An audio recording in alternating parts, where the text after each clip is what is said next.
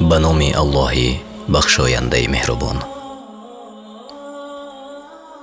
امروز سطح زندگی تاجیکستان خیلی خوب است. تاجیکستان آباد می شود. بناهای بلند آشیانه، زیبایی شهر، یعنی عموماً با یک عباره قدم با زمانه می مانیم. اما زندگی خودی مردم چی؟ مردان با ننگ و ناموس تاجیک که در مهاجرتند افتخار کرده می گویند ما زنهایمان را احتیاط می کنیم، به قدرشان می رسیم، نمی مانیم که دستشان را به آب خنک زنند. اما آن ویدیویی که امروز از آسیا پلوس تماشا کردم برایم بسیار دردناک گردید. در ناحیه باختر مردی کاربازاری زنان هست. در تاجیکستان مردمانی که به معاش نهایت کم کار میکنند این گونه نام میبرند. بسیار غم داد دخترم، بچه‌ام بسیار میزد، فرزندم.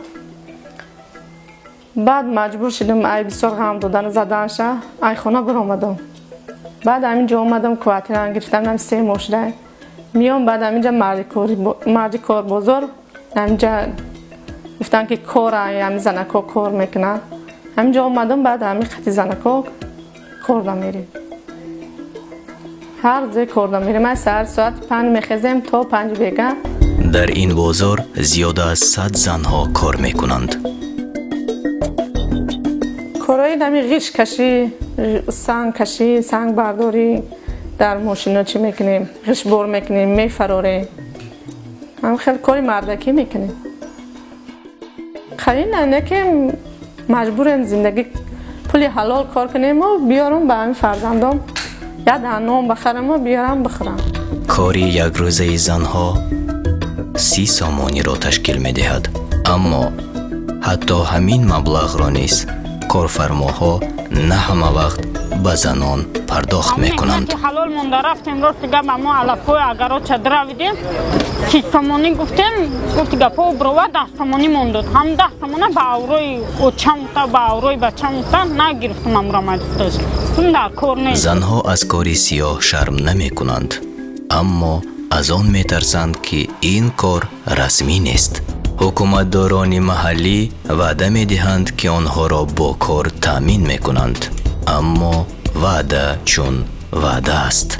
خواهش میکنیم که اگه کارخانه تشکیل کنن مثال زنهای همیجه همه طرفه برن کار کنن، مثال زندگیشون پیش ببرن، شرایطشون وضبینه، مجبوریم.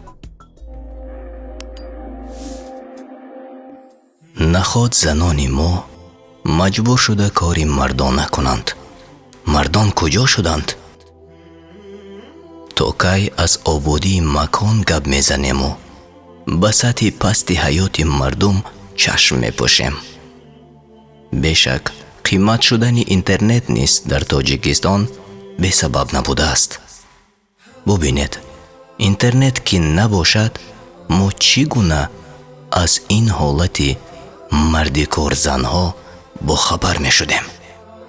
زن خواهر، زن تربیتگری فرزند است، زن مادر است، اما هیچ مردی کار نیست. مرد نزد رسول الله صلی الله علیه و سلم آمد و گفت یا رسول الله صلی الله علیه و سلم مادری من پیر شده است، با دست خیش نان در دهان وی می نهم و آب می دهم، او را به پشت خود می بردارم. آیا حق فرزندی خود را ادا کرده ام؟ پیغمبر صلی الله علیه و سلم به او گفتند از 100 یکی را نگذاری دهی، لیکن الله تو را ثواب بسیار می دهد. حدیث دیگر بار جوان نزد رسول الله صلی الله علیه و سلم آمده گفت یا رسول خدا اجازه دهید که به غزا یعنی به جهاد روم. آن حضرت گفتند مادر داری؟ جوان گفت بله مادر هستند. پیامبر صلی الله علیه و سلم گفتند فرمودند برو او را نگهداری کن که بهشت زیر قدم مادر است. از ما تنها گفتن بود، قضاوت از شما. الله هر یکی ما را به راه راست هدایت کند و از خطاگی هر یکی ما را امین نگه دارد.